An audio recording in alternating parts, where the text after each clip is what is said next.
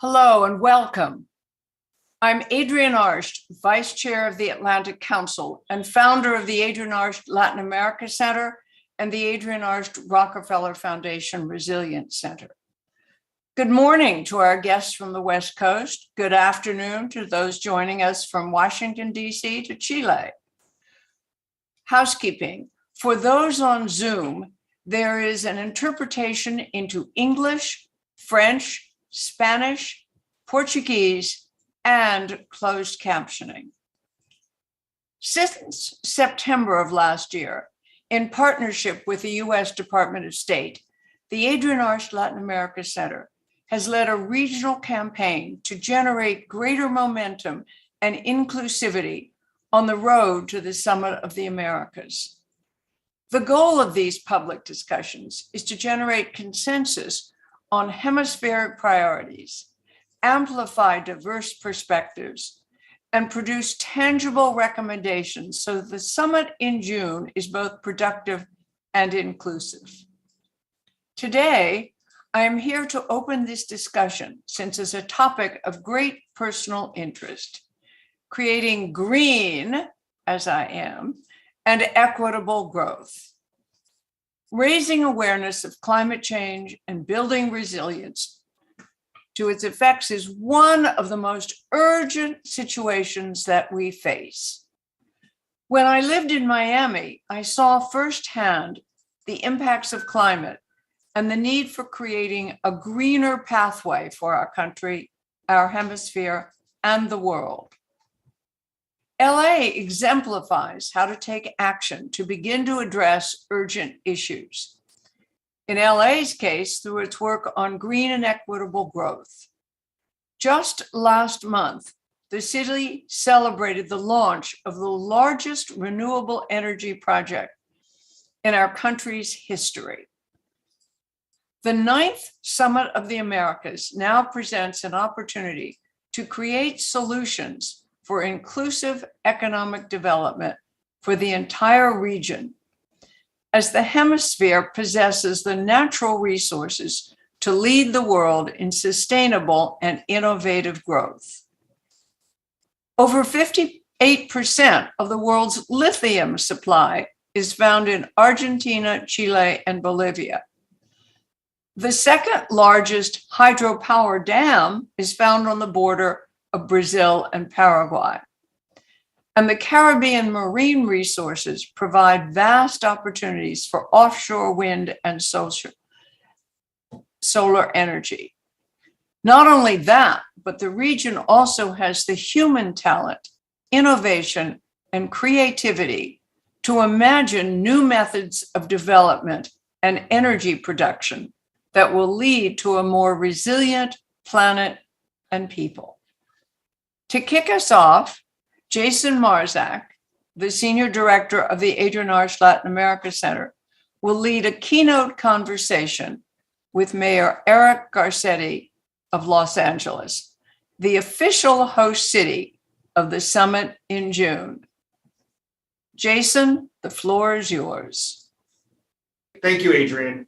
At our last Summit of the Americas event in partnership with the State Department, it had only just been announced that Los Angeles would be the host city of the summit. Now I'm delighted to welcome to the Atlantic Council in our Road to the Summit series, Los Angeles Mayor Eric Garcetti. Mayor Garcetti, congratulations again on the successful bid to host this important summit. As our viewers likely know, you've been mayor of Los Angeles for 9 years, and during your tenure, you've taken important steps to expand public transportation, strengthen higher education, and unite cities across the world in combating climate change.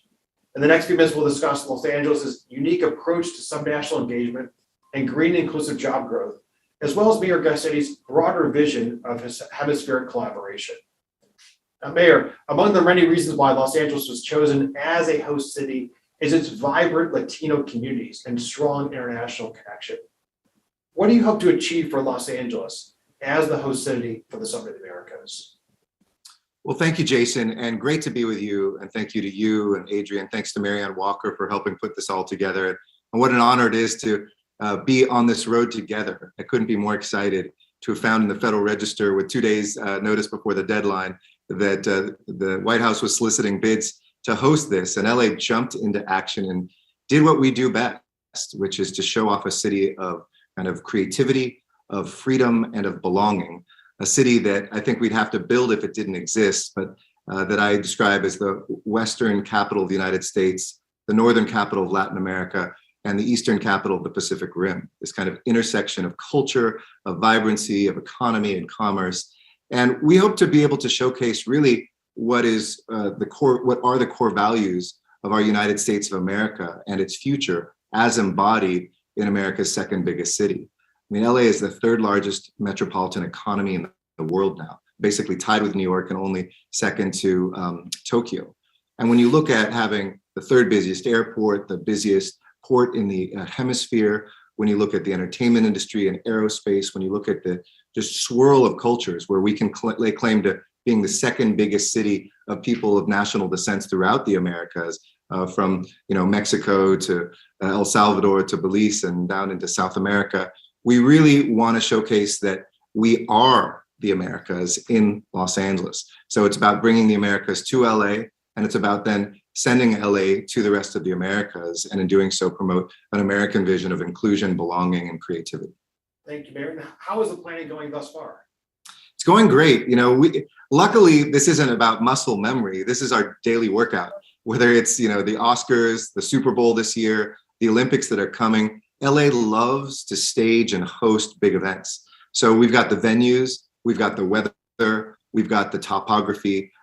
We've got these amazing places that people can go and see something they've never seen before, or find something that's very familiar. I always say you can be a fourth generation Angelino like myself. I'm the great grandson and grandson of immigrants from Mexico, Eastern Europe. But I can find something around a corner I've never seen before, or someone can step off a plane from Paraguay or from Costa Rica or from Canada and find the people, the language, the culture that they're familiar with embedded already in our city. So it's always something familiar, something new, and our planning is going great with the State Department, with the White House. We're very excited to really have the first ever LA hosting of global heads of state. These events have often been sometimes in places like Seattle, Chicago, New York, Boston, Washington, but never before in LA. So we're going to make our first one really count and hopefully show that off in preparation for us looking at 2028 and hosting the world for the Olympics. Well, that sounds really exciting, Mayor. I know you mentioned the good weather. I know emerging from the winter here in Washington, people are excited about the good weather. You've been a longtime advocate for greater subnational ties between the U.S. and the world. This includes leadership of the C40 and also establishment of the country's first deputy mayor for international relations. What advice do you have for mayors and governors across the hemisphere, whether those who may want to build stronger bilateral relations, but also maybe those who don't know where to begin or hesitate about broader international engagement? What specifically can other leaders learn from this particularly strong relationship, for example, that LA has with Mexico City? How do you see the future of cities working together on an international front, and those lessons from Los Angeles? It's such a great question and such an interesting part, I think, of the evolution of global relations right now. I used to be a professor of international relations, and when I started to run for city council, people said, "What's a professor of IR doing running for city council?" And I said, "Have you seen LA lately? It is international relations." I represented a district that had Little Armenia and Thai Town, and I lived in Thailand and worked in Burma. I had, been an exchange student in Japan. I had lived in Ethiopia and Eritrea, and so I kind of always felt at home in those places because they reminded me of LA, and vice versa. That subnational level of diplomacy, I think, is the richest, most undertapped level of human action in the world today. Not only have I been blessed with an amazing person, Ambassador Nina Hachigian, first deputy mayor of international relations in LA, and the only one in the United States with that title, I believe. But we've seen across the world that when we engage with each other, the toughest challenges that cross borders, from immigration and gender equity, of course, climate change and this pandemic, we have a better shot of addressing those if we just don't wait only for national governments to solve it. Give you a case in point. As chair of C40, which is the 97 kind of biggest cities of the world, I hit the bat signal at the beginning of the pandemic. And when Zoom was still something new, this is probably our 10,000th Zoom, right? But when it was like my first or second, we had almost 45 mayors from around the world, from Seoul, from Milan, from London, from Mexico City, from all these cities together across our time zones get together and talk about this pandemic. The mayor of Seoul talked about what it was like to have drive-through testing. Nobody knew what that meant. The mayor of Milan, when that was the hot spot, told us how to get ready for your hospitals to be able to subdivide their space to deal with the suffering that would come and to prevent as many deaths as possible. And the next day we were implementing those things. I talked with my successor at C40, recently took over, Sadiq Khan, and he was briefing his Prime Minister, Boris Johnson, and telling them all the things that were going on in different cities. And Boris Johnson turned to his aides and said, do we know this stuff? They said, yeah, but we've been writing a report, we're going to get it to you. And I think it was that moment of realizing that when we wait for national leaders, the whole bureaucracy has to get it up to them. You have to schedule weeks of them talking to each other, negotiations of months of forward action. Mayors the next day are moving on things. And so to me, this is why it's so important for us to invest as a nation in this area. And whether it's that or our gender equity network that we co-founded or Mayor's Migration Council, these are the places where we can be the laboratories and the frictionless implementers of the change we need. Exactly, as you're saying, Mayor Garcetti, and your colleagues know around the country and around the world, mayors like yourself, they have to get things done. There isn't much time for talk. You have to deliver, and mayors and cities can really be incubators of really best practices. One way in which LA is an incubator is being a leader in green and equitable economic growth, which is the topic of our discussion today. And less than a month ago, as Adrian mentioned, you celebrated the launch of the largest renewable energy project in our country's history, a project with the state of New Mexico. How will this project lead to inclusive job growth in the LA area? Well, we've led the nation out of the last recession and now out of the pandemic recession with more job growth than any city in America, a higher number of jobs and a higher percentage of jobs. We're number one, according to Bloomberg Business Week. And I really think part of that is that we've invested in the idea of where the new economy is going to move towards. Specifically, one of the main areas has been around so-called green jobs, which is a very fuzzy term that everybody uses and few define. For us, it's very clear. It's clean energy jobs, it's water resilience jobs, it's clean transportation and buildings. We have the 5 zeros in our Green New Deal in Los Angeles, which is zero emissions vehicles, zero carbon buildings, zero carbon electricity, zero waste and zero wasted water. And when we look at that, whether it's a drought and forest fires, whether it's in other places, floods, there's a lot of work that we have to do, immense work for our infrastructure. Passing the largest public transportation measure in American history at the local level ×2, we have a permanent tax that's going to generate $120 billion in the next 40 years to build 15 rapid transit lines or extend them. That's never happened in American history. That might sound great, but you know what? Everywhere in America needs to do that. That wind farm in New Mexico, which is the largest in hemispheric history, maybe outside of China, the largest in world history. We need to do that over and over and over again if we're going to meet our goals, like in Los Angeles, to be 97% carbon free by the end of this decade. I started, and our Department of Water and Power had 2% renewable energy. Yeah. Today, that's well past half carbon-free energy. So to me, there's jobs in them there hills. And I say to any mayor or governor, if you're not investing in this, regardless of your politics or your science, and the science is clear, you're losing jobs. Yeah, it's a really good point. And how should governments more broadly be rethinking or reimagining economic opportunity based on some of the lessons from Los Angeles as climate change impacts cities even more greatly in the years ahead? Well, I've said America is addicted to poverty.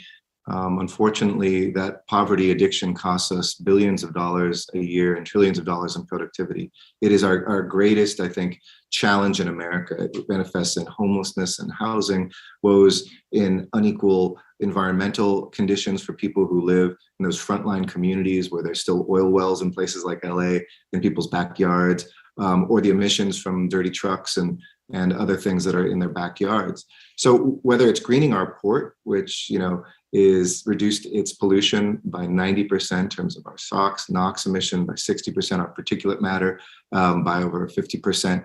These are real things where we're actually making sure as we build jobs, they don't come at the expense of communities. And I would say it really corresponds with poverty. And so economic opportunity, local hire, for instance, in the construction work, we're redoing the airport $20 billion program. Over a third of those workers, or close to a third, of those workers come from the local community. That takes hard work, but don't wait for pipelines to produce it, build them. And then you'll see that the environmental work we do isn't just about wealthy people with top-of-the-line Teslas. It's about frontline communities having better health opportunities right now today. Mayor, let me go back to the summit. It's an opportunity to hopefully strengthen regional integration beyond just the first week of June. And this is a vision shared by the US government as well. What role, we spoke earlier about the role that you see for Los Angeles as the host of the summit, but what role do you see for Los Angeles and the hemispheric relationship in the months and years following the summit, building on this convening that we'll have in June? Well, the nice thing is this is America's chairmanship for the year. So while we'll have the summit, we really have 11 more months as well to program culture, innovation, economy, ecology. And we plan in Los Angeles to welcome the world to continue that conversation across the Americas, to look at Gustavo Dudamel, who comes from Venezuela, and is the musical director of the Los Angeles Philharmonic, to look at the work that we're doing at our museums, but also to push ideas that we got from Latin America, like El Sistema that created Gustavo Dudamel to bring orchestral playing to the poorest kids in his country, which has been emulated in Mexico and other places. That's just one example with culture, but we really think that Los Angeles is already this leadership place, this catalyst for these conversations. And we take very seriously that we're not just hosting heads of state for this very important summit for the days they'll be here. It's really for this entire year to push an America's identity. You know, what is the identity of the Americas? What values do we hold together? In a world that's more autocratic now than democratic, how can we push democratic values, liberal society, belonging, fairer economy, a fight against the climate change we see around us? So to me, if the Americas can define that, we can lead the world and inspire them to live by those values and to implement that change that we so badly need. So I hope everybody's as excited as we are, not just to host, but to take that entire year to inspire, reconvene, and recatalyze action as well. You know, Mayor, and I couldn't agree more. And I know this is a topic so dear to Adrian as well as culture and the arts and bringing people together through culture and the arts.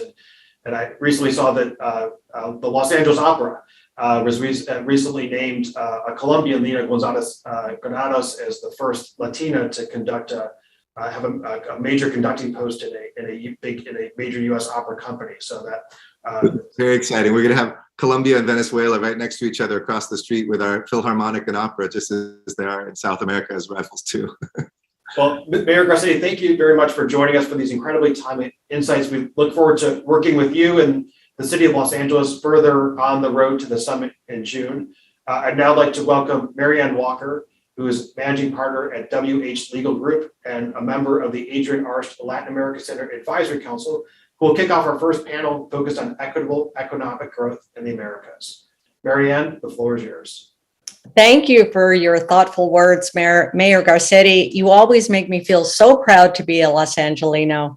And thank you, Jason, for your kind introduction and the work you and the Adrian Arsht Latin America Center are doing for these important series, The Road to the Summit of the Americas. I'm thrilled at the work that Mayor Garcetti and his team did to get the Summit of the Americas here in Los Angeles this June. We're the second city with the second largest population of Mexicans in the world, only second to Mexico City. Mexicans and Mexican Americans represent almost 40% of our great state of California and certainly contribute to the thriving culture and economy here. Now I'd like to introduce our panelists. Ángela María Zuluaga, Senior Vice President for Public Affairs, Communication, and Sustainability at the Coca-Cola Company. Maria Tuyuk, President of Global Network of Indigenous Entrepreneurs of Guatemala. And Tony Ann Broadber, Representative at UN Women's Multi-Country Caribbean Office. Thank you for joining us today for this important conversation. The Economic Commission for Latin America and the Caribbean's annual report released January this year predicts that in 2022, the region will only grow 1/3 of what it grew in 2021 and will slow more than the rest of the world. That is to say, it will decelerate to 2.1%, while advanced economies are predicted to grow by 4.2%, and emerging economies will grow by 4.1%. Major factors include low regional investment, low generation of job, and uneven growth across and within countries. Tony, how can we support underrepresented entrepreneurs through targeted investments? What lessons have you learned through the rollout of the Caribbean Basin Gender Equality Fund? And what is the value of incorporating gender lens investing across the region? Thanks so much for that question, Marianne. I think the first thing that we've learned is it's really critical to know where the women are, know where people are in your economy. Right now, we know that 59% of the people in businesses that are unbanked, that are informal, are women, and they're women-owned businesses. So when you know where they are, then you're in a better position to create the kind of financial products that they need. And that's where gender lens investing comes in. I think the other lesson is you need to know your partners. It's SDG 17, partnerships for achieving the Sustainable Development Goals, and public-private partnerships for the goals. And we've been able to collaborate with one private equity firm, Portland Private Equity, on this particular initiative, which is on its way of being rolled out.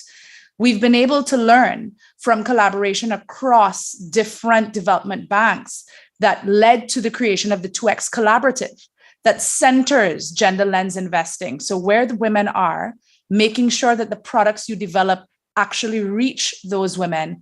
And then the other lesson learned is don't reinvent the wheel. There are a lot of really good programs out there. How can we build on those programs, make those programs more targeted to those unbanked women, to the women who may not be speaking the kind of language that our financial institutions are speaking? And then I think the last lesson is really to make sure that we are also doing the work of handholding. A lot of women are saying, not only do we need the financing, but we also need the support through the business ecosystem, through the financial ecosystem. So we network. We know how best to get our products from the Caribbean to Latin America to the United States. And so those are things that we've been able to learn. And I think that is why this particular collaboration with Portland has been labeled a flagship fund for the 2X Collaborative. And there are only 5 worldwide, and 1 is in Latin America and the Caribbean. So that's critical. So as Mayor Garcetti was saying, the growth may be small, but there are jobs in these hills. How can we make sure that women are a part of creating the employment as well as accessing the opportunities for employment? Thank you very much, Tony. María, reconocemos que las mujeres indígenas enfrentan muchas barreras para participar en la economía formal, ya que solo 1 de cada 10 mujeres hace trabajo remunerado. ¿Cómo pueden coaliciones como la Red Global de Empresas Indígenas empoderar a los trabajadores marginados? ¿Y qué recursos son necesarios para emplear enfoques similares? Muchas gracias, un saludo para cada uno hoy ante la energía del Ajauaj que desde nuestra cosmovisión representa el cañaveral y camino a la plenitud de vida. Quisiera desde Guatemala enviarles un cordial saludo. Y quizás para responder la pregunta, primero nosotros como Red de Empresarios Indígenas somos una organización que promueve el desarrollo económico inclusivo para que los indígenas sean económicamente independientes y parte integral de la economía de los países. Y consideramos que hay aspectos que son muy importantes y que también forman parte de nuestro accionar como red. Entre ellas el fortalecimiento de capacidades empresariales, en este caso de las mujeres, porque la mayoría ya hacen un trabajo o tienen una experiencia técnica, pero nos hace falta el conocimiento global del idioma, como ya lo mencionaba Tony, en relación a los negocios. También es importante el desarrollo comercial, es decir, cómo fortalecemos las empresas y al mismo tiempo su capacidad de generar esos productos y servicios que satisfagan las necesidades. Y por supuesto es necesario generar un entorno favorable para que ese emprendimiento pueda tener éxito, y allí es la relación con las políticas y planes. Nos parece importante también romper paradigmas y sobre todo pensar que las mujeres indígenas en este caso no solamente somos mano de obra o somos trabajadores, sino también podemos ser dueños de negocios a través de la generación de oportunidades, de convertirnos en socios del desarrollo de las empresas, de los estados, impactar positivamente en la vida de las mujeres, de los jóvenes, de las comunidades y sobre todo apoyar los procesos de desarrollo. Cuando nosotros hablamos de desarrollo es un proceso, no son actividades aisladas que tenemos que hacer, sino tenemos que buscar una meta común para impactar de manera positiva y sobre todo establecer alianzas incluso trascendiendo fronteras. Hoy la virtualidad nos permite poder trascender fronteras en los negocios y parte de eso es lo que nosotros hacemos como parte de la Red Mundial de Empresas y Negocios Indígenas. Buscamos relaciones con Estado, con sector privado, con diferentes entidades, porque sabemos que solos no podemos solucionar la situación y necesitamos de la articulación de esfuerzos entre todos. Muchas gracias, María, y muy de acuerdo contigo. Ángela, ¿cuál es el papel de las pequeñas y medianas empresas en el impulso de la recuperación económica y la prosperidad? ¿Cómo pueden ser apoyadas con una mayor colaboración pública y privada? Marianne, María, Tony, un placer estar acá. Y definitivamente te puedo decir que las pequeñas y medianas empresas juegan un rol importantísimo en las economías tanto de América Latina como el Caribe. De acuerdo con el Programa de Naciones Unidas para el Desarrollo de América Latina y el Caribe, estas pequeñas y medianas empresas son el corazón nuestro. Creo que unos datos importantes arrojan que las pymes representan el 99.5% de las empresas en nuestros mercados, representan el 60%, que son generadores de empleo del 60%, tanto en América Latina como el Caribe, pero además representan el 25% del PIB en todos estos países. Entonces, ¿cuál es la relevancia? Es toda. Son el corazón nuestro. Y en el caso nuestro como organización, como sistema Coca-Cola, pues también están obviamente parte del corazón de nuestro trabajo, de nuestro día a día, sin lugar a duda. Ellas no solamente son los reactivadores económicos de las comunidades, de sus barrios, sino que también son parte cultural, son los psicólogos del barrio. Entonces, yo creo que la trascendencia no solamente está en la perspectiva económica, sino también social, sino también sustentable, sostenible en todos los barrios.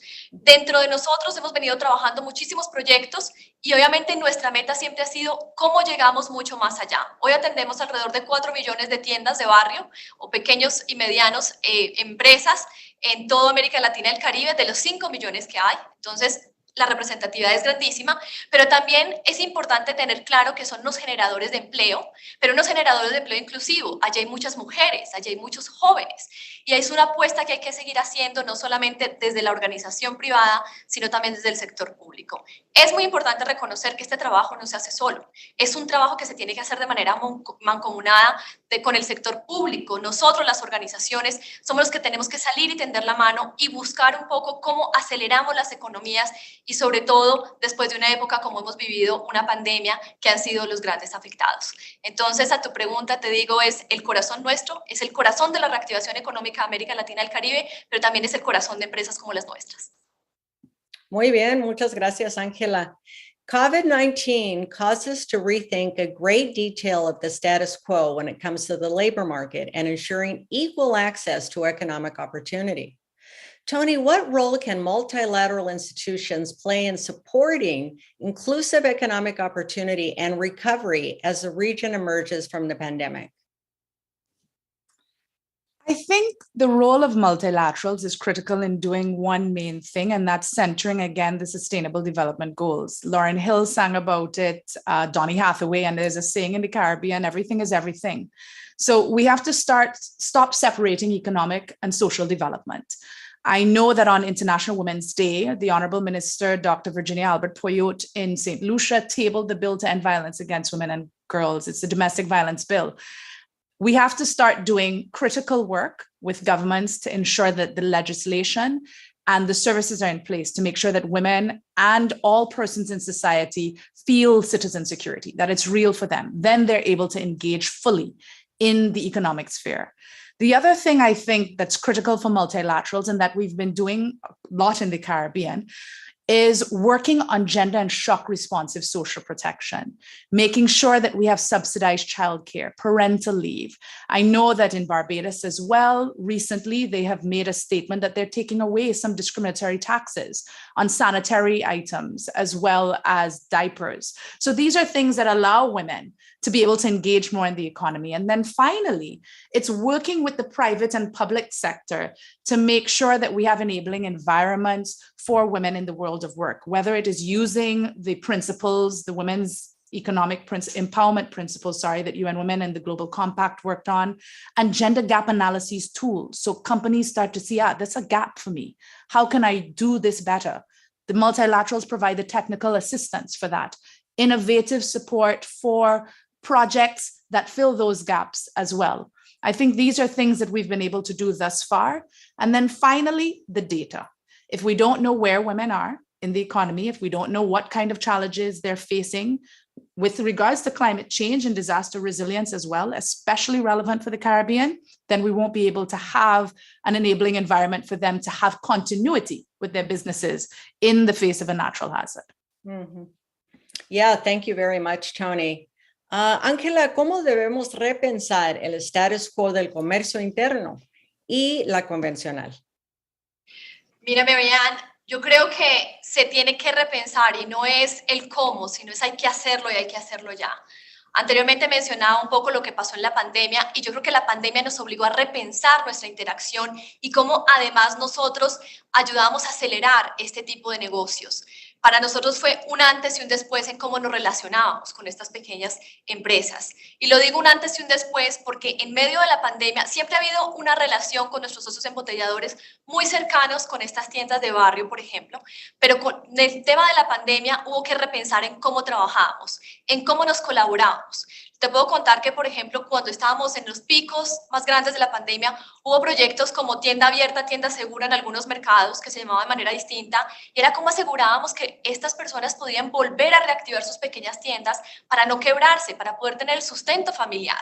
Y había un rol que nosotros teníamos que jugar. Entonces tuvimos ahí que repensar y cómo ayudábamos. Pero no solamente eso, yo creo que el gran cambio ha sido un proceso de digitalización y también de formalización de estos negocios. En el tema de formalización, un tema de capacitación, un tema de entendimiento de las mismas personas, cómo llevaban la contabilidad, cómo se organizaban, cómo empezaban a ahorrar, cómo se pagaban su propio salario, que muchas veces no lo hacían. Y este es un tema que uno cree que da por sentado que sucede. Y no funciona así en América Latina y el Caribe en muchísimos casos, y no te puedo decir en la mayoría de los casos. Pero en el tema de digitalización también dio un vuelco importantísimo y una aceleración inmensa. Yo te puedo decir que gracias a los procesos de digitalización y acompañamiento que hubo en estas pequeñas y medianas empresas, se estima que se ha optimizado el tiempo de estas personas que atienden las tiendas entre un 20 y un 30%, en la forma como hacen pedidos, en la forma como se relacionan con sus proveedores. Entonces hay una serie de beneficios que obligó a volcarse y a acelerar un poco lo que hace unos par de años veíamos como que iba a ser en 5 años. Esta crisis pandémica nos obligó a acelerarlo. Pero también quiero decirte una cosa, que nos sentimos muy orgullosos. Hoy el 80% de nuestros clientes están digitalizados. No estamos contentos con eso, vamos a llegar al 100%, pero creo que es un deber moral social que tenemos las organizaciones de no solamente asegurar que si a ellos les va bien, a nosotros también nos va bien.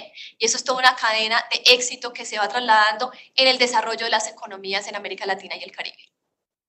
Estupendo, Ángela, muchísimas gracias.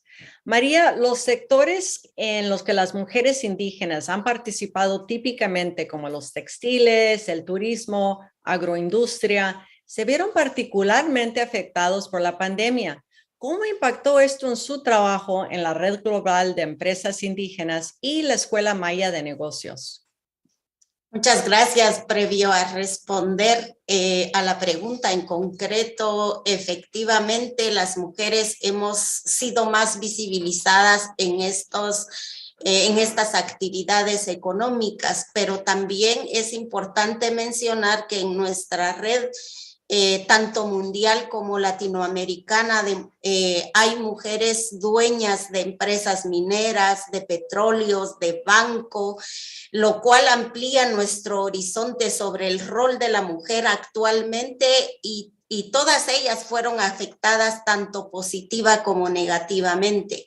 y un contexto en Guatemala donde, digamos, es muy claro la brecha que existe, tanto por la pobreza extrema, la desigualdad en las comunidades, y también por el hecho de un difícil acceso o baja cobertura de acceso a salud, amplía mucho más la dificultad sobre estos aspectos frente a la pandemia.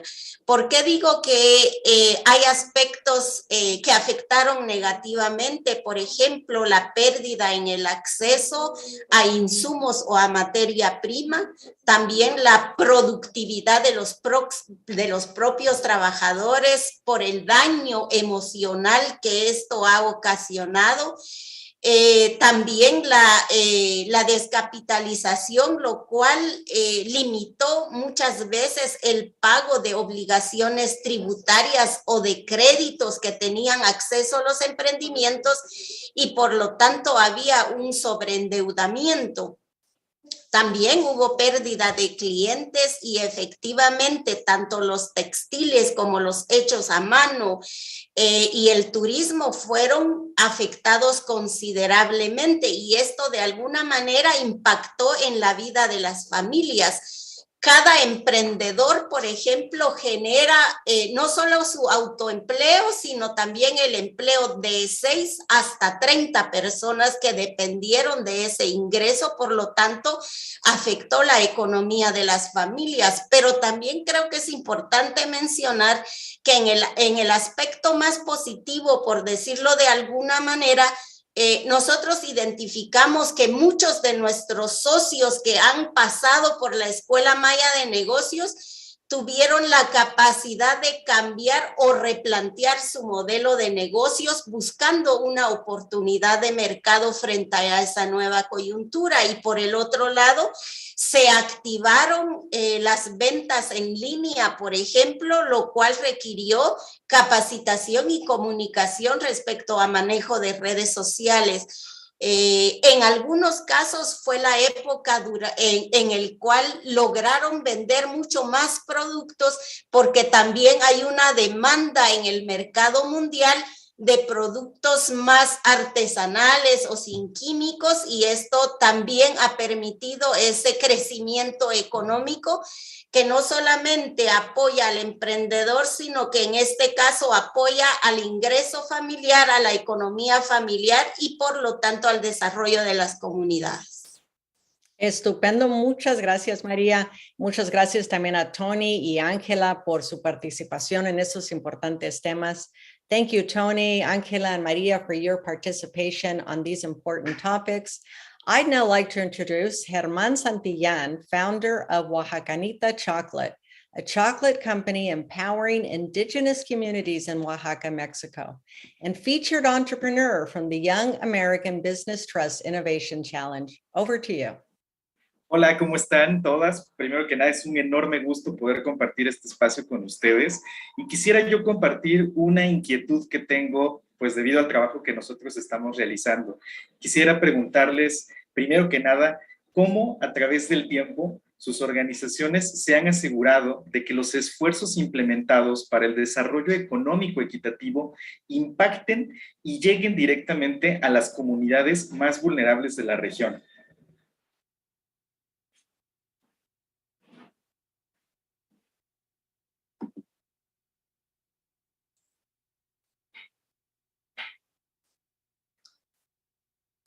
Y no sé si aquí es responder abiertamente, pero digamos, uno de los aspectos importantes dentro de nuestra experiencia como red de empresarios indígenas es que nosotros hemos venido construyendo un modelo de desarrollo territorial en comunidades indígenas, cómo las propias comunidades pueden generar una organización empresarial o también una organización a través de lo que nosotros hemos denominado clúster comunitarios indígenas, en donde diferentes actividades económicas nos organizamos para responder a la demanda de un mercado global. Pero por el otro lado, también hacer la conciencia respecto a valorar los productos y servicios que desarrollamos, es decir, valorarnos nosotros mismos como productores, como empresarios indígenas, y por el otro lado, sabemos que el producto puede satisfacer una necesidad que puede ser fundamental en la vida de las comunidades en general, ¿verdad? Y por el otro lado, también en esta pandemia permitieron crear, por ejemplo, algunas empresas para dar tratamientos respecto al tema del COVID a través del procesamiento de medicinas naturales.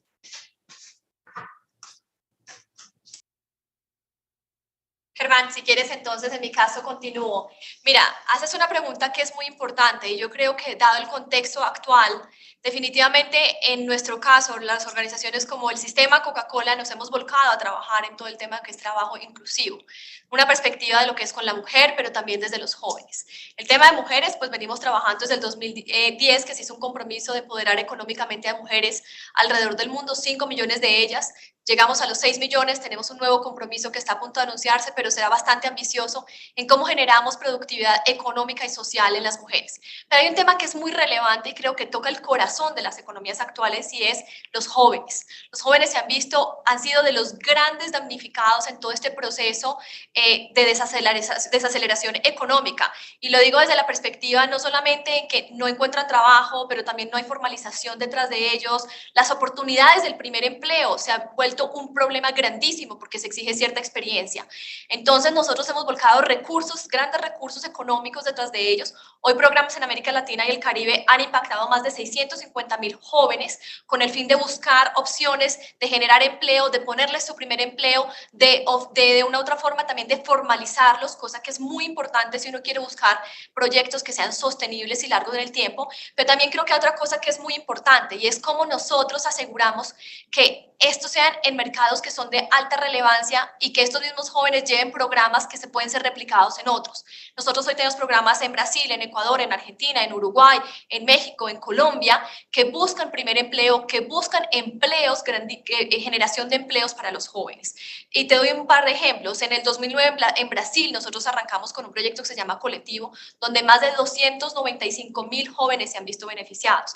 En el caso de México 2019 anunciamos a más de un programa para incorporar a nuestro sistema, cuando digo nuestro sistema es nuestros socios embotelladores y la compañía Coca-Cola, vincularlos a la familia y al sistema Coca-Cola. Y así tengo muchos ejemplos, pero yo creo que esto es un tema que las organizaciones y el sector privado no solamente podemos ver y decir si es un problema, no, detrás de cada problema el sector público tiene que traer una solución.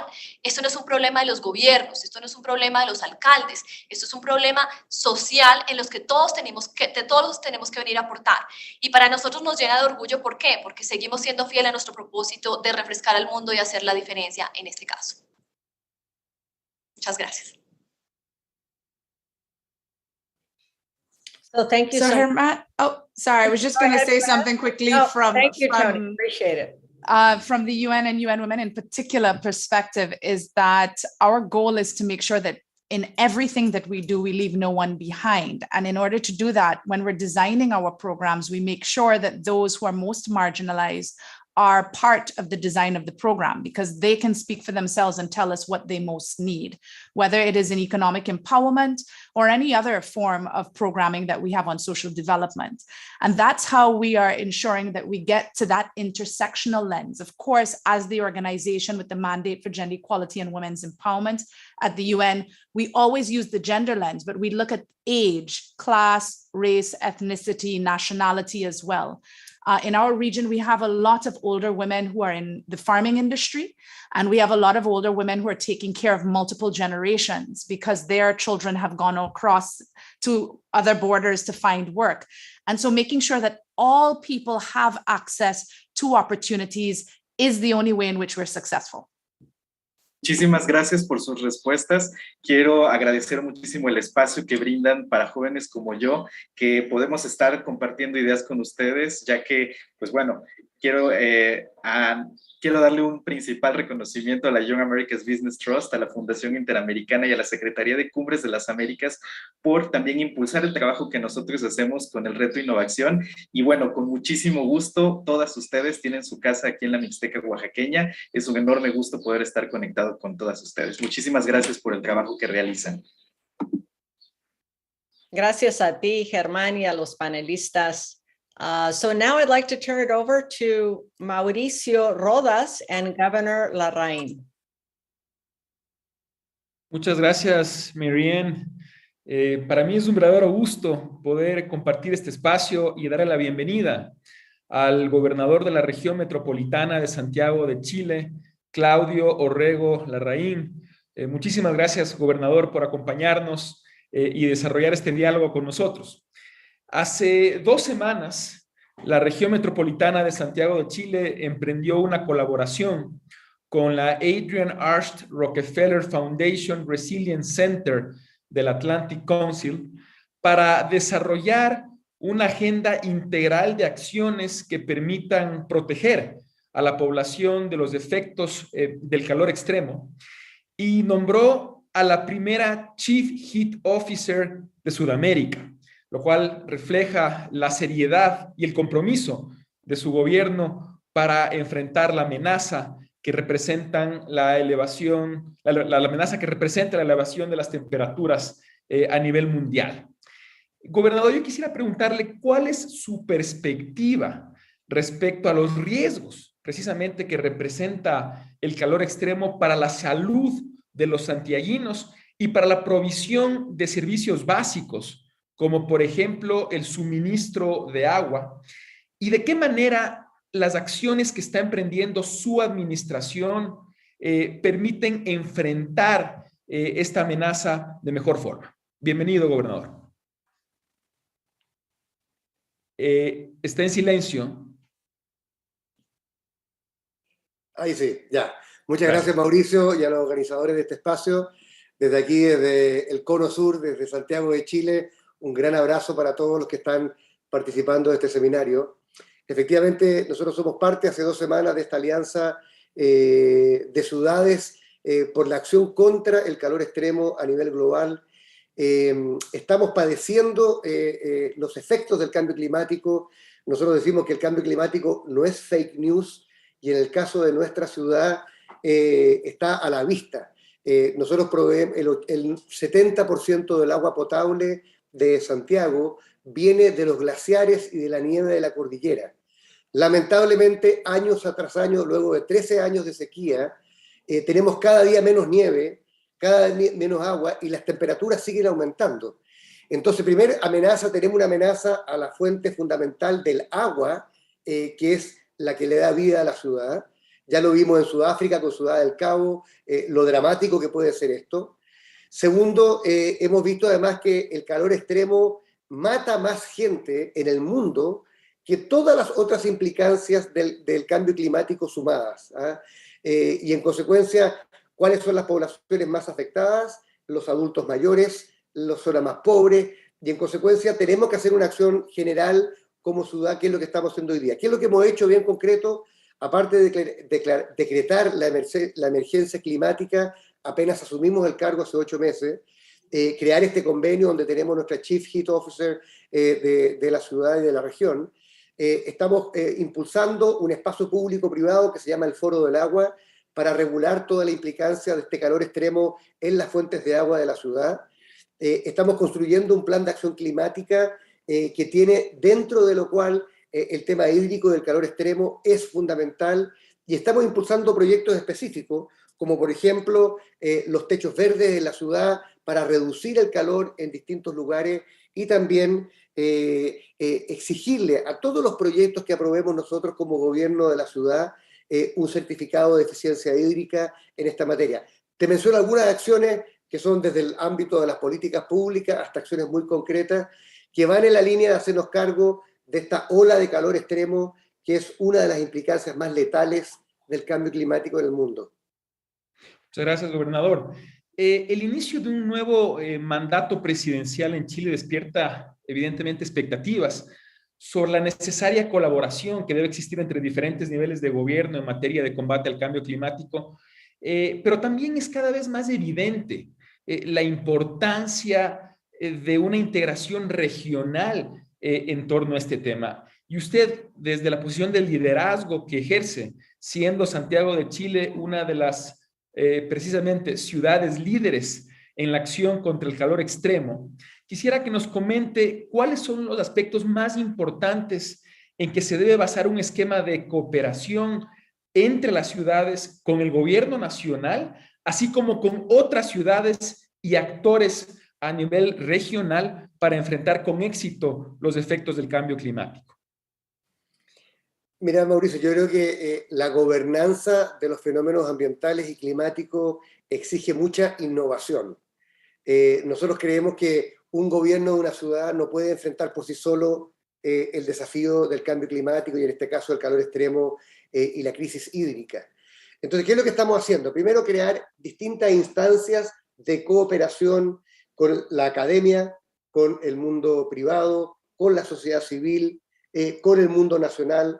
Tenemos un consejo asesor de cambio climático, tenemos este foro del agua en que participamos distintas entidades, tenemos de hecho la nueva ministra de Medio Ambiente que acaba de asumir, era parte de nuestro consejo asesor, así que tenemos una comunicación bastante cercana. Ella ha nombrado a una encargada nacional del tema del agua que se relaciona con nosotros, y desde el punto de vista de cooperación internacional, Mauricio, yo te diría, nuestra gran apuesta es la cooperación descentralizada, es decir, sin perjuicio de lo que hagan los gobiernos a nivel nacional, nosotros creemos que tenemos que profundizar el vínculo con otras ciudades que están enfrentando retos muy similares a los nuestros.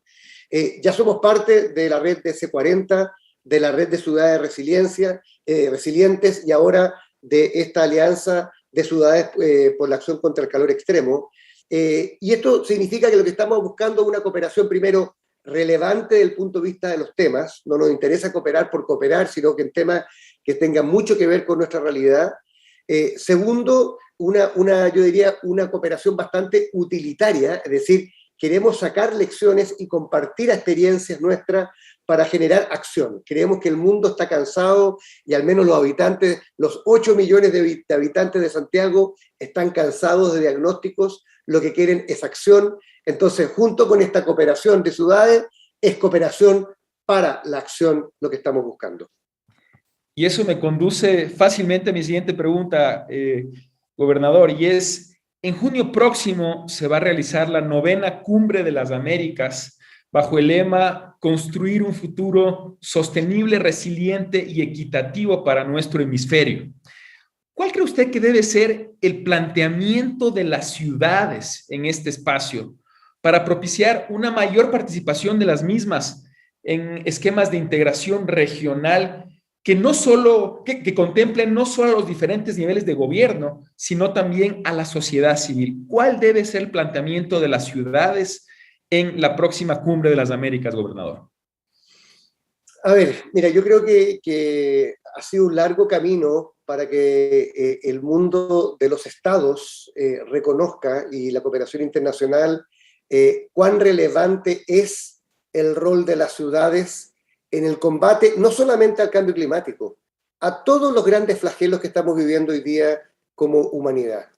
Llámese narcotráfico, llámese el fenómeno de la migración, llámese el COVID, llámese por supuesto el cambio climático y los temas de desigualdad y de pobreza y de escasez hídrica. Yo te diría que en todos estos grandes temas, las grandes discusiones se dan a nivel de los estados, pero la acción se produce a nivel de las ciudades. En consecuencia, yo diría, quizás lo primero respecto a esta Cumbre de las Américas es que las ciudades tengamos un rol y tengamos un espacio en la mesa y se reconozca este rol fundamental e ineludible en la acción en contra de estos fenómenos.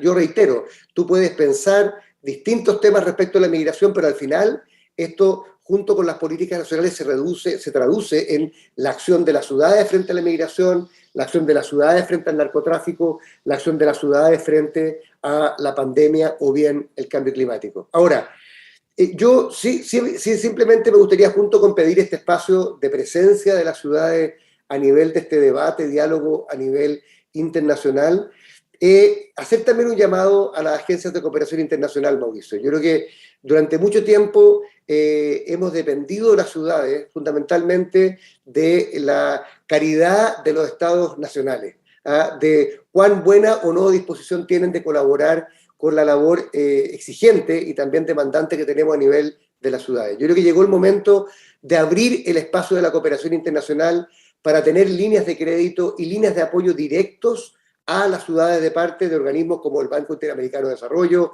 el Banco Mundial, el Banco Africano de Desarrollo, en fin, podríamos hablar de muchas de estas entidades multilaterales que tienen que reconocer como actor válido y una contraparte también necesaria al mundo de las ciudades y no solamente el de los estados-naciones, por importantes que estos sean. Yo diría, esos son mis dos enfoques, o sea, un lugar en la mesa, reconocimiento del rol de las ciudades y una línea de financiamiento directo para estos grandes proyectos a nivel de ciudades en el mundo. Ciertamente, gobernador, el sistema financiero internacional fue diseñado pensando en gobiernos nacionales y no en gobiernos locales.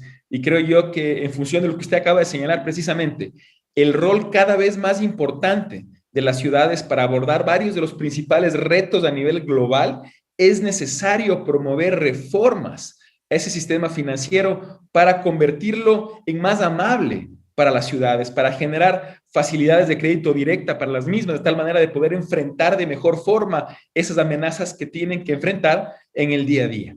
Muchísimas gracias, gobernador. Ha sido un diálogo muy interesante.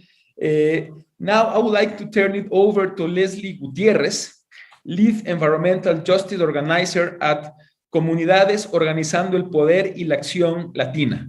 Welcome, Leslie. Gracias, Mauricio. Gracias, Gobernador Orrego. For the second panel, we'll be discussing green economic growth. It's my pleasure to introduce Ambassador Anton Edmonds, former ambassador to the United States from St. Lucia and permanent representative to the Organization of American States, Sonia Guajajara, executive director of the Articulation of Indigenous Peoples of Brazil, APIB, Diana Chavez, co-founder of Jungle Food and Strategic Alliance, coordinator for Impact Hub San Jose, and Pedro Ambromove, regional director for Latin America and the Caribbean Regional Program at the Open Society Foundation. Welcome. So Latin America and the Caribbean lags behind the rest of the world on environmentally sustainable post-COVID-19 spending and investment. In 2020, only 2.2% of long-term recovery spending was environmentally friendly compared to 19.2% globally. Ambassador Edmonds, what factors explained this gap and what initiatives are needed to boost sustainable investment in the region? Thanks for the opportunity to speak, to answer the question. I think for some countries in Latin America and the Caribbean, some would take umbrage to the idea that we're in a post-COVID environment. A reminder, I think, to all of us is that post-pandemic spending will continue to be dragged down by spikes of infections and the cost of investment that governments have made in the region as it relates to healthcare and other social support. So we're not quite out of the woods as yet. Best case scenarios indicate that we're looking at 2024 to return to pre-pandemic levels of economic output. And for many countries in the region, that level of growth was anemic as best. Job loss has been catastrophic, and obviously we've seen, as I'm alluding to, the largest contraction of GDP growth on record in terms of Latin America and the Caribbean. I think one of the most important things when we look at the space and the investment and sustainable economic development is that we should not overlook the fact that we're talking about multiple countries of various sizes and in different stages of policy development and application. So you have small countries in the Caribbean of 50,000 people, and then you have countries with tens of millions of people in sort of broader Latin America.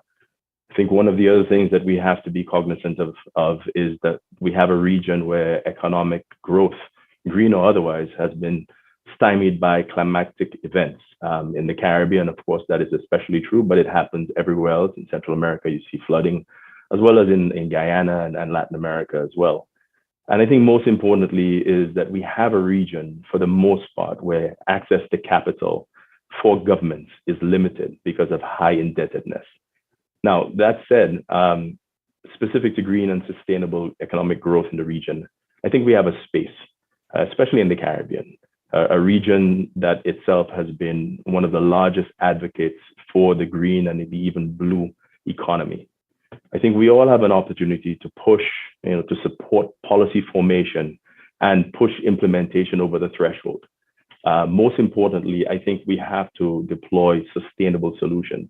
I think one of the key things about sustainability is that it has to be not just environmental, but it has to be economically sustainable for countries in the region for it to survive. One of the things that we do need to do is we do need to devise new financial tools. I hope to be able to speak more about that. And I think one of the things that we do have as a collective, all of us speaking here and otherwise, and as it relates to the summit, is we have an opportunity and we need to be helpful and not prescriptive as it relates to unattainable goals and metrics when it comes to green investment, when it comes to economic growth, and recognize that the aspirational goals that many countries had, they haven't given up on them. They basically have been delayed.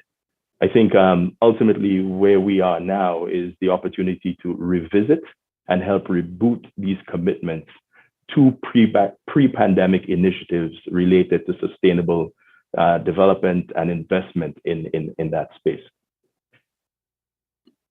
Thank you for that. And as a follow-up, many countries in Latin America and the Caribbean have taken on debt in response to the pandemic, limiting their capacity to fund sustainable development initiatives. Eastern Caribbean countries are among the most debt burdened in the world. How can governments, the international community, and the private sector support Latin America and the Caribbean in prioritizing sustainable long-term recovery spending?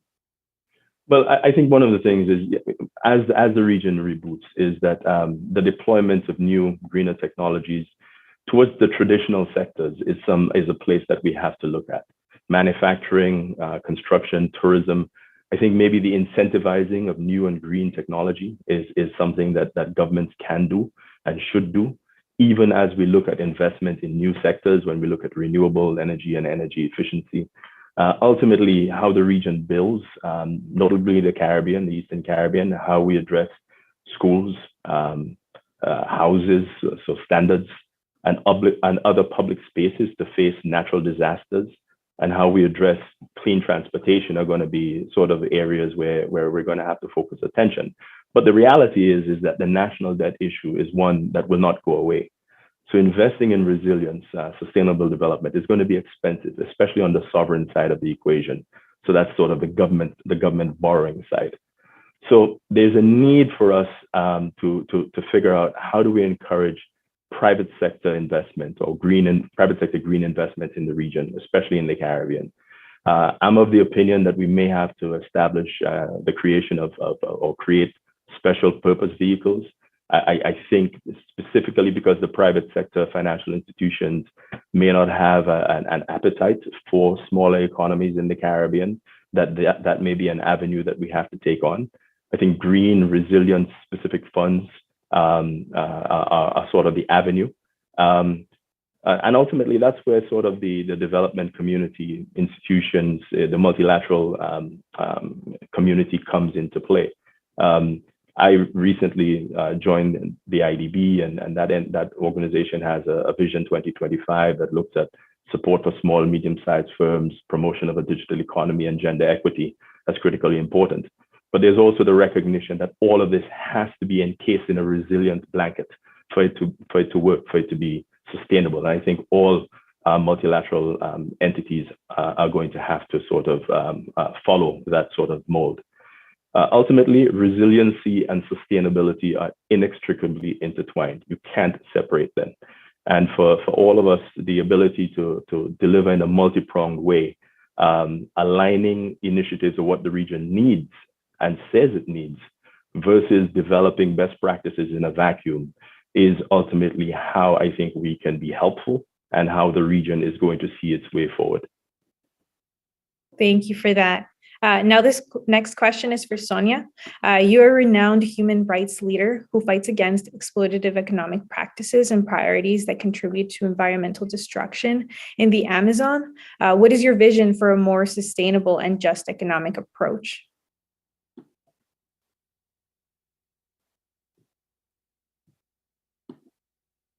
Olá, gente, boa tarde. Muito obrigada pelo convite, pela oportunidade de estar aqui com vocês. Saúdo aqui todos os meus companheiras painelistas, Diana, Anthony, e cumprimento, né, meu amigo Pedro, a todos e todas. Bom, talvez o que eu dizia aqui abre assim, uma certa polêmica que em 3 minutos não darão conta de resolver.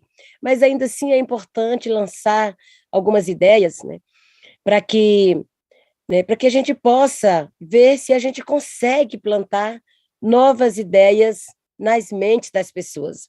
E para isso nós temos aqui no Brasil, né, o lançamento do Reflorestar Mentes, uma iniciativa que foi lançada na 2ª Marcha das Mulheres Indígenas, e essa marcha que chamou Mulheres Originárias Reflorestando Mentes para a Cura da Terra. Porque é importante, né, esse reflorestar dos pensamentos, das ideias, dos corações das pessoas. E com isso produzimos um futuro diferente. Quando essa pergunta é colocada, eu sinto que ela parte justamente da percepção de que a humanidade tem falhado muito nos projetos econômicos que implementou até aqui, nos últimos séculos. Tem falhado desde o avanço do colonialismo europeu sobre o restante do mundo. Tem falhado desde o surgimento do capitalismo até a forma como conhecemos hoje. Essa falha prolongada e profunda tem imposto à maioria dos habitantes dessa terra, humanos e não humanos, um projeto de sofrimento, de privação, de fome e de morte. E como humanidade, nós chegamos a um ponto em que não podemos ignorar que esses modelos econômicos baseados na desigualdade, na ultraexploração da mãe terra, na acumulação e no desperdício desmedido, nos levarão à nossa aniquilação e à destruição do nosso planeta. São esses modelos que trouxeram a invasão colonial para nossos povos, resultando em genocídio para nós, povos indígenas, e a destruição para a nossa terra. Então, eu gostaria de propor um exercício que tal invertermos, né, a ordem dessa pergunta, e ao invés de falarmos em desenvolvimento econômico, que use práticas sustentáveis e equitativas, falarmos em formas de vida sustentáveis e equitativas que gerem uma economia benéfica a todos e todas.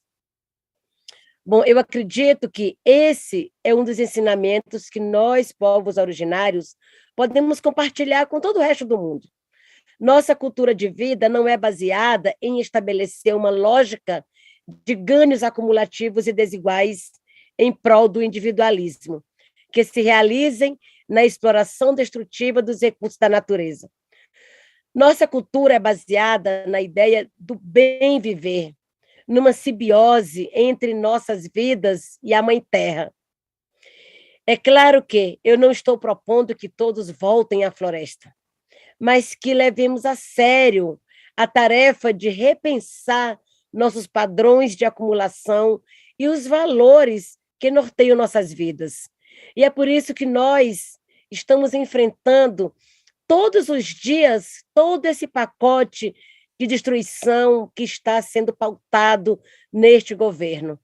Todo esse pacote que está pautado no Congresso Nacional, né, que é contra a liberação da exploração dos minérios nos territórios indígenas, o garimpo, que já sabemos bem a consequência, o projeto de lei da grilagem, que premia invasores, o projeto de lei 490, que acaba acabando de vez com a demarcação de territórios indígenas no país, e aí nós defendemos, né, o uso sustentável por meio da descentralização do uso da terra. Lutamos por todas as democracias e principalmente pela democratização do uso da terra com práticas, né, mais respeitosa, mais sustentáveis e mais distribuída para todos aqueles que vivem e que dependem diretamente da terra.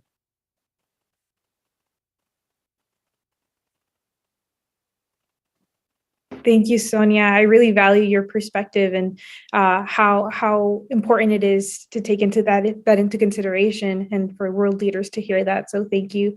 Pedro, can you describe the connection between funding green development initiatives, such as those described by Sonia, and creating more resilient and inclusive democracies?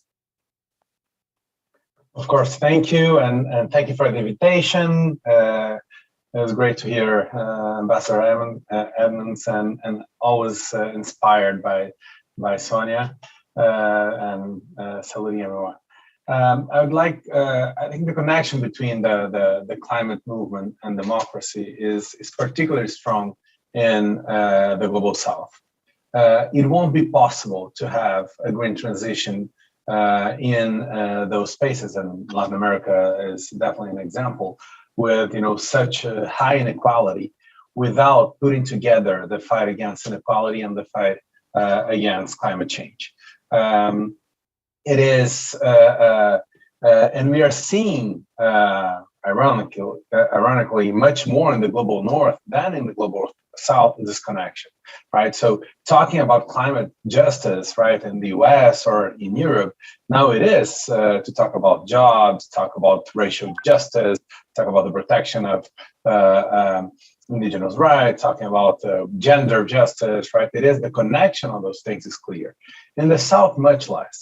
It is many times we're hearing people talking about conservation, and as if there was an opposition between development and inclusion and climate.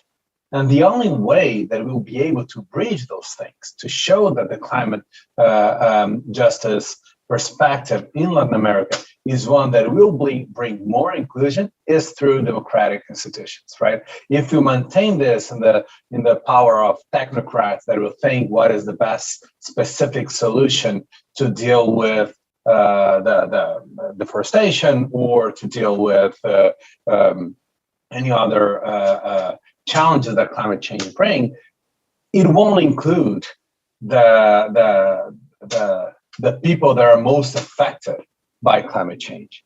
If we want to incorporate that in the political agenda, right, we need to have the voices of indigenous people, the voice of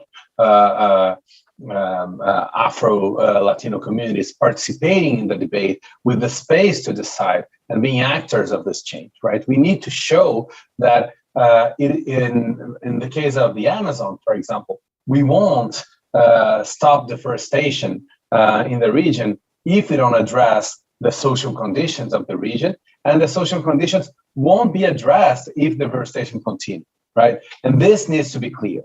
And the only way in which we can be clear is by supporting democratic movements, supporting and embedding on democratic institutions to be the arena in which those discussions would have advanced in the region. Thank you, Pedro. And Latin America and the Caribbean possess vast natural resources, such as lithium, hydropower, and offshore wind, but also the human knowledge and the creativity to pursue new and traditional methods of development, agriculture and energy production. This question is for Ambassador Edmonds. Small island development states like St. Lucia are particularly vulnerable to climate change and food insecurity. What initiatives, innovative approaches have you adopted in response, and what implementation and or resource barriers do you face? Let me focus on the issue of food security specifically, because we know of the climate change sort of impact. I think the issue of food security has become a glaring one that countries like mine and others in the Caribbean must deal with. Obviously, beyond climatic related events, we're sort of just coming to grips. I mean, I say just coming to grips, but we're coming to grips, for example, seeing like events of what's going on in Ukraine, for example, impacting the cost of wheat. And we're even seeing in the region, the government of Guyana basically indicating an interest in exploring whether this is an area for that country to invest and for that country to grow food products. In the Caribbean specifically, we've been net importers of food for a long time, dependent on the global supply chain and a regional transportation system itself, which is not particularly robust. So it's become increasingly expensive to feed ourselves and our citizens. With development, also has come the unfortunate case of a move away from agriculture, and especially as it relates to monocrops that we depended upon. For countries in the Caribbean, the drive to more efficient service-based economies, I think should not be slowed, but the cost of inputs in terms of the ability to feed ourselves needs to be recalibrated. I think a couple of the areas where we have to focus attention on, and I'm not sure we're doing it enough as yet, is we need to invest more in agricultural education. That's one area. When you think about agriculture, my father was in the industry, intercropping, where you sort of plant multiple products within a field. Land management is an issue that we probably have not done the best job of when you look at how we deploy hotels and other sort of large infrastructure investments in areas which were traditionally agricultural plains. So those are areas where we're going to have to focus. I think opportunities for us are the promotion of farm-to-table programs where the product can be grown to feed people as well as to be able to sell it to the hospitality industry, especially for countries like mine, when we're very much tourism-based. And then ultimately, the research and deployment of new techniques to increase yield and supports by institutions and government in terms of marketing and payment regimes are going to be critical. We have a lot of small farmers who don't necessarily get paid on time. And these are the areas where we have to do a lot more work to make sure that they are sustained in that livelihood. I want to close on the issue of energy as one of those you mentioned. I think, it's interesting for us in the Caribbean. We see in Colombia and in other countries, wind and the issue of decarbonization and a major investment in for example, wind, as I mentioned, Colombia. I think for us in the Caribbean, it's interesting because we do have countries, we have Trinidad and Tobago, but we now have Guyana and Suriname, who are now sort of fossil fuel possible growth economies. And one of the intriguing things, but I caution, is that we don't do damage. While we look at sustainable development and green investment, we don't do damage to countries that are lucky enough to have these fossil fuel resources, especially considering their stated interest to use the windfall to underwrite sustainable growth. So it's a large package of things that we need to do in the region, and a balanced approach is basically what hopefully will drive us forward. Thank you. Sonia, Indigenous science informs sustainable practices to advance green economies. What tactics should be adopted across the Americas, particularly from the Amazon region, that center Indigenous leadership and voice? Bom, veja, eu acredito que a chave para nossas discussões, né, esteja justamente em percebermos que existe uma conexão muito profunda entre a floresta e nós, povos indígenas do mundo todo. Nós não sobrevivemos sem floresta em pé. E não é apenas nós que habitamos as áreas mais preservadas, mas todo mundo. Há milênios somos nós, povos originários, os principais responsáveis por manejar e preservar, né, esses biomas ao redor de todo o mundo. E existe um estudo que aponta que mais de 80% da biodiversidade global é manejada pelos povos originários e que correspondemos apenas a 5% da população global. Agora, esses 5% de guardiões da floresta, que são os que mais sofrem os efeitos das mudanças climáticas, que são os mais perseguidos, né, justamente por querer preservar o que é bem de todos, recebe somente 1% dos recursos destinados ao financiamento climático global. Então, assim, eu acho isso uma grande injustiça. Mas voltando à sua pergunta, né, portanto, me parece, novamente, que nós precisamos inverter a lógica das coisas. Nós já somos lideranças no debate e na prática de um modelo de vida sustentável. É importante que o mundo conheça esta liderança e nos garanta condições para aplicar nossas práticas de cuidado e de cura da terra. E isso por um motivo bem simples, né? Para a sobrevivência coletiva. Importante ressaltar que a Declaração das Nações Unidas para Florestas Tropicais de 2014, o Acordo de Paris, já reconhecem, né, que é importante, que é preciso unificar o conhecimento tradicional com o conhecimento científico como uma das últimas alternativas para conter as mudanças climáticas, né? Mas isso precisa vir para a prática, né? Precisa vir para as políticas subnacionais. Nós organizamos nossos conhecimentos e técnicas de lidar com a terra de diversas formas. Uma delas são os planos de gestão territorial e ambiental das terras indígenas. Aqui no Brasil, nós conseguimos, né, a Política Nacional de Gestão Territorial e Ambiental em Terras Indígenas no ano de 2012, porém, nesse governo, ela está totalmente engavetada, né? E é importante dizer que esses planos de gestão são construídos de forma coletiva pelos povos indígenas, né?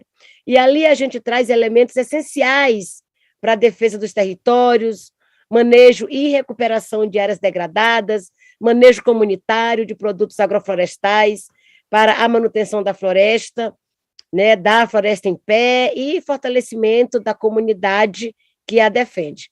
Então, são práticas que nós desenvolvemos milenarmente e que não custam caro para o Brasil, a sua implementação, né, e a implementação do plano desses PGTAs, né. Então, nós fizemos um levantamento, mais ou menos, dos custos, né, e isso gira em torno de 265 mil a 4,4 milhões de dólares, a depender da extensão da terra indígena. É um valor irrisório quando comparado com grandes projetos de infraestrutura, com acordos comerciais, com o valor das guerras, né?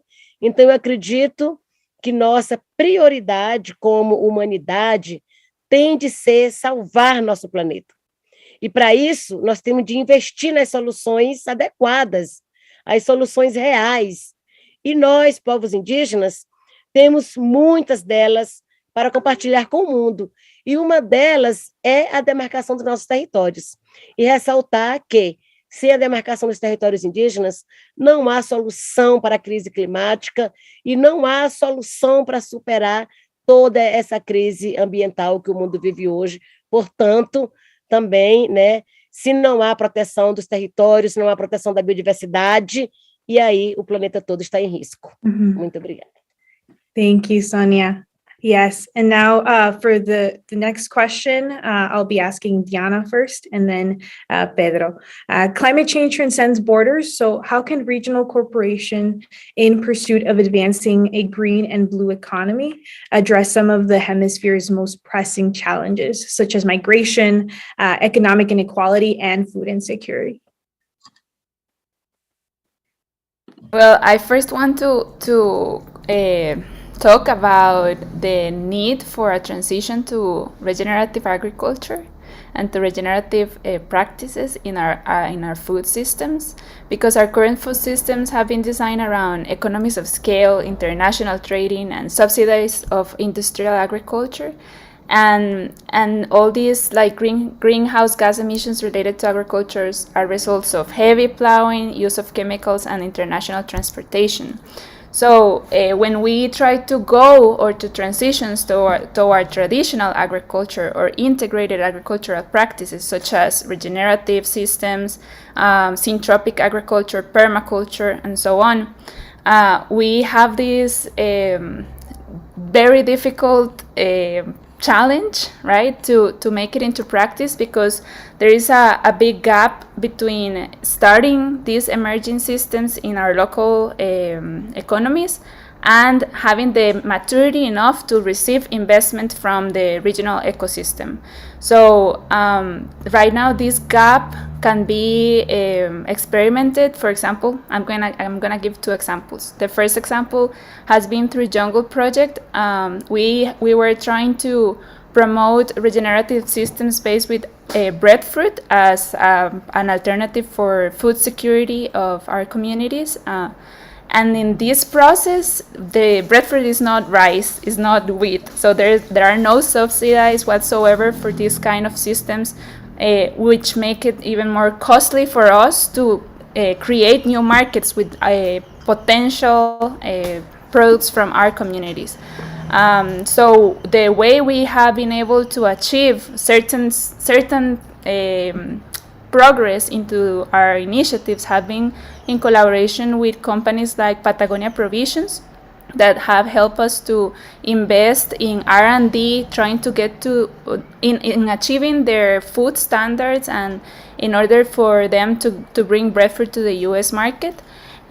So basically, within 3 years, they have like give support buying, you know, like the products that we have been testing on all up to the point in which we achieved their standards, and we were able to give and ensure a proper sale of the final product. This wouldn't be possible if companies like them didn't give us like the opportunity to do so. And still, there is certain difficulties with COVID and all to keep progressing. And a way that we have tapped these challenges have been through philanthropic support. Now, another example is this systemic venture called Nangu that is trying to start in Costa Rica. And what they want to do is to transform large industrial farms into regenerative systems, integrating smallholder farmers and support services, all through a market-driven regeneration innovation network. The issue, what is the issue? Right now, they are thinking in a big scale, right? Trying to connect or to respond to how the food system is already set up. But when they are seeking for investment, the investment sector is having certain resistance to support them because they are in an early stage. So this time gap of maturity that is needed for this kind of agricultural systems is preventing for investment to come into the communities, and these impact solutions to emerge and to become a reality and to actually give solutions to these pressing problems that we have. So in summary, I feel it's imperative and urgent that regional cooperation directs its effort to close this gap through access for more risk investment. And from Impact Hub Global Network, we want to become this bridge, you know, between the different corporations and the local communities to make this ecosystem and these entrepreneurships happen.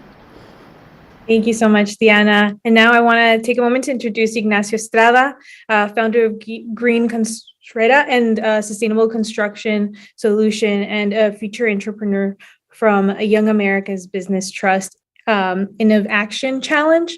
Ignacio is spotlighted and asked the following question to Pedro. Entonces, adelante. Sí, muchas gracias, Leslie. Para mí es un placer estar aquí. Primero que nada, agradecer al YABAT, a la Organización de Estados Americanos, al maestro Edgar, a la Secretaría de Innovación, Ciencia y Tecnología de Jalisco, que me da la oportunidad de compartir con ustedes este espacio. Y así como lo dijo Leslie, nosotros nos dedicamos a la construcción y a la construcción ecológica. Y en ese sentido voy a hacer una pregunta muy personal. Anteriormente, en esta etapa de COVID y en esta contingencia ambiental, el secretario de las Naciones Unidas, representado por Antonio Guterres, durante una de sus intervenciones en ONU TV, mencionaba que la verdadera crisis ha sido humanitaria y nos llama a todos a colaborar en solidaridad. En este sentido, estoy convencido que el valor más importante de todas las organizaciones en pro y en apoyo al crecimiento económico verde en materia mundial está en las personas. Quisiera preguntarle a Pedro, inclusive al embajador, a Diana y a Sonia, ¿qué hacen ustedes para mantener motivadas a las personas que colaboran en sus organizaciones de manera personal, para que éstas se mantengan motivadas en pro de un crecimiento económico verde? Muchas gracias. Gracias, Ignacio. Qué buena pregunta. Y en verdad yo creo que justamente, o sea, el tema que estábamos discutiendo antes, que es conectar el tema climático, no solamente con un tema de preservación, pero un tema que tiene que ver justamente con la vida de las personas. O sea, el cambio climático afecta y afecta particularmente los más vulnerables de manera muy profunda, ¿no? Y muchas de las cuestiones que estamos discutiendo, o sea, las personas que son interesadas en temas de lucha contra la pobreza, de desarrollo económico, de inclusión, de migración, todos esos temas están tan afectados por el tema del cambio climático que es necesario conectar, ¿no? Y yo creo que muchas veces incluso, y es tan bueno escuchar a Sonia acá, que los pueblos indígenas muchas veces hacen ya hace tiempo esa conexión entre las cosas, que nosotros muchas veces tenemos dificultad, y ahora comprender eso me parece muy importante. ¿Y cuándo se comprende eso? O sea, cuando se comprende que trabajar en un cambio de la economía del Triángulo Norte en Centroamérica, ¿no? Para adaptarse, y de Caribe, para adaptarse a los efectos del cambio climático, para tener una economía que justamente pueda, ¿no? Porque ya se sufre el efecto. Entonces, ¿qué tipo de economía puede tener ahí?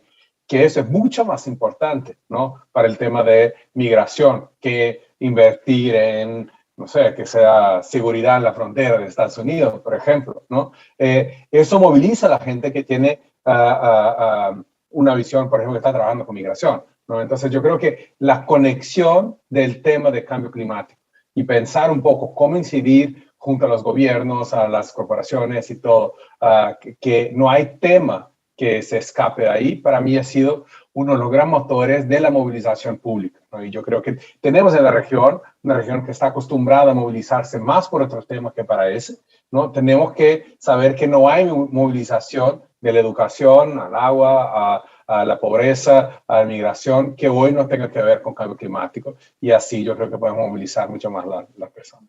Muy bien, gracias, Pedro. Y bueno, muchísimas gracias a todos los demás panelistas. Thank you so much for being part of this and giving your perspective. I hope to keep in contact. And then now I will turn the event back over to Adrian Arsht, Latin America Center Senior Director, Jason Marczak.